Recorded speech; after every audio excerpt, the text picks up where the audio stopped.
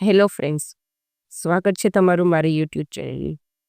આજે આપણે ફરી એક ન્યૂ સ્ટોરી લઈને આવ્યા છીએ. આ એક પ્રાચીન ટાઈમની વાત છે. એક વખત માતા યશોદા ભગવાન શ્રી કૃષ્ણની ફરિયાદોથી કંટાળી ગયા હતા. તેથી માતા યશોદા એક લાકડી લઈને ભગવાન કૃષ્ણને મારવા માટે દોડ્યા. જ્યારે ભગવાનને માતા યશોદાને ગુસ્સામાં તેમની તરફ આવતા જોયા તો ભગવાન પણ પોતાના માર ન પડે એટલા માટે તેઓ પોતાનો બચાવ કરવા આમ તેમ દોડવા લાગે. દોડતા દોડતા ભગવાન કૃષ્ણ એક કુંભાર પાસે ગયા. તે કુંભાર માટીના વાસણો બનાવવામાં મગ્ન હતા. પરંતુ જ્યારે કુંભારે શ્રી કૃષ્ણને જોયા તો તે કુંભાર ખૂબ જ ખુશ થઈ ગયો. કારણ કે તે કુંભાર જાણતો હતો કે માતા યશોદાનો લાડ એટલે કે કૃષ્ણ સ્વયં ભગવાનનો અવતાર છે. ભગવાન શ્રી કૃષ્ણને જોઈને કુંભારે કહે, આવો આવો માખણચોર, તમારા દર્શન કરીને હું ધન્ય થઈ ગયો. બોલો, તમારી શું સેવા કરી શકું?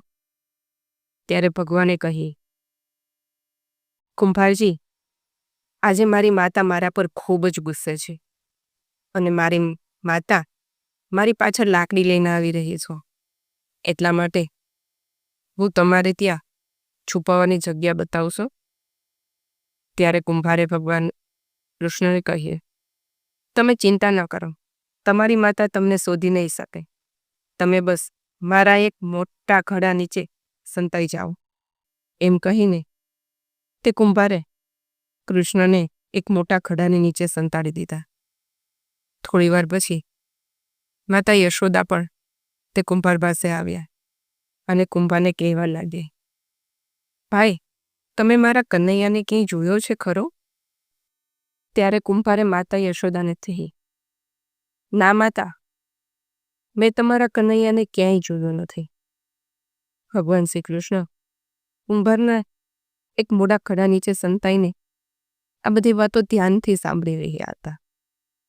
થોડી વાર પછી જ્યારે માતા યશોદા ચાલી ગયા ત્યારે કૃષ્ણએ તે કુંભારને કહી, કુંભારજી, જો માતા યશોદા અહીંથી ચાલ્યા ગયા હોય તો તમે મને આ મોટા ખડામાંથી હવે બહાર કાઢો. કુંભારે ભગવાનને કહેવા લાગ્યા, હું તમને આ ખડામાંથી ચોક્કસ બહાર કાઢીશ, પરંતુ તમારે મને એક વચન આપવું પડશે. એ વચન એ છે કે તમારે મને 84 લાખ યોનિઓમાંથી મુક્ત કરવાનું વચન આપવું પડશે.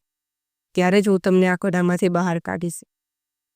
ત્યારે કૃષ્ણએ હસીને કહે, ઠીક છે, હું તમને 84 લાખ યોનિમાંથી મુક્ત કરવાનું વચન આપું છું. હવે તો મને બહાર કાઢો. કુંભારે કહે, હું એકલો નથી પ્રભુ. જો તમે મારા પરિવારને પણ 84 લાખ યોનિઓના બંધનમાંથી મુક્ત કરવાનું વચન આપો તો જ હું તમને આ ખડામાંથી બહાર કાઢીશ. ત્યારે ભગવાન શ્રી કૃષ્ણ બોલ્યા, ઠીક છે, હું તારા પરિવારને પણ 84 લાખ યોનિઓની બંધનમાંથી મુક્ત કરવાનું વચન આપું છું. હવે તો તમને મને આ ખડામાંથી બહાર કાઢશો ને?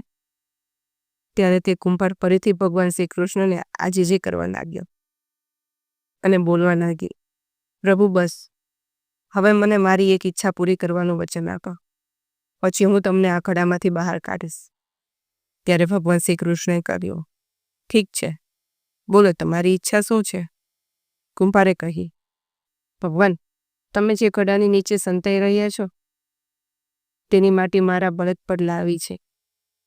એટલા માટે તમે આ બળદોને પણ 84 લાખ યોનિઓના બંધનમાંથી મુક્ત કરવાનું વચન આપ. કુંભારના પ્રેમથી પ્રસન્ન થઈને ભગવાન શ્રી કૃષ્ણએ બળદને પણ યોનિમાંથી મુક્ત કરવાનું વચન આપ્યું.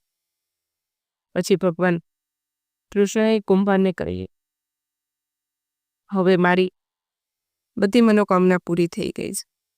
એટલા માટે હવે તમે મને આ ખડામાંથી બહાર કાઢો.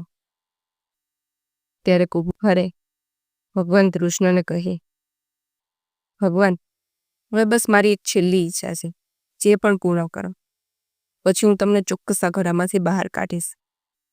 મારી છેલ્લી ઈચ્છા એ છે, જે પણ પ્રાણી તમારી વચ્ચેનો આ સંદેશ સાંભળશે, તમે તેને પણ 84 લાખ યોનિમાંથી બંધનમાંથી મુક્ત કરશો. બસ એક વચન છેલ્લે આપો, તો હું ચોક્કસ તમને આ કડામાંથી બહાર કાઢીશ. કુંભારના પ્રેમથી ભરેલા શબ્દો સાંભળી ભગવાન શ્રી કૃષ્ણ ખૂબ જ પ્રસન્ન થયા અને કુંભારની આ ઈચ્છા પૂરી કરવાનું વચન આપ્યું. પછી તે કુંભારે ભગવાન કૃષ્ણને તે કડામાંથી બહાર કાઢી અને તે કુંભારે તેના ચરણોમાં પ્રણામ કરી ભગવાનના પગ ધોયા અને ચરણામૃત પીધો. થોડું ચરણામૃત તેને આખી ચોપડીમાં છાંટી. કૃષ્ણને ગળે લગાડીને એટલું બધું રડ્યો કે તે ભગવાનમાં વિલીન થઈ ગયો હતો. ફ્રેન્ડ્સ, એક વાત વિચારવા જેવી પણ છે. જ્યારે ભગવાન કૃષ્ણ નાના હતા ત્યારે તેમને ગોવર્ધન પર્વતને એક આંગળીથી ઉપાડી દીધો હતો. ઘણા ભયંકર દૈત્યોનો નાશ કર્યો હતો. તો શું ભગવાન શ્રી કૃષ્ણ એક ઘડો ઉપાડી શકે તેમ નહોતા? જો ભગવાન કૃષ્ણ ઈચ્છતા તો ફળામાંથી બહાર પણ નીકળી શકતા હતા. પરંતુ ભગવાન કૃષ્ણ કુંભારના પ્રેમમાં બંધાયેલા હતા, કુંભારના ભાવમાં બંધાયેલા હતા. એટલે તો કહે છે કે ભગવાન ભાવના ભૂખ્યા હોય છે, પ્રેમના ભૂખ્યા છે.